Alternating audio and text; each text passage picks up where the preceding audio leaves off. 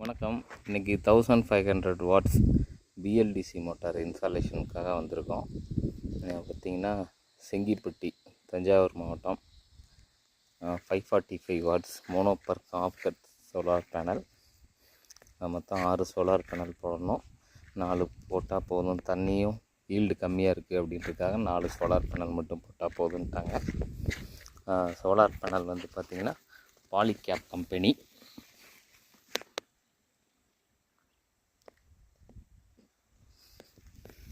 Five 45 watts monoperc ஆஃப் கட்டல் MCB on off 170 அடியில் மோட்டர் ரன் ஆகிட்டுருக்கு. 1.25 இன்ச் டெலிவரி.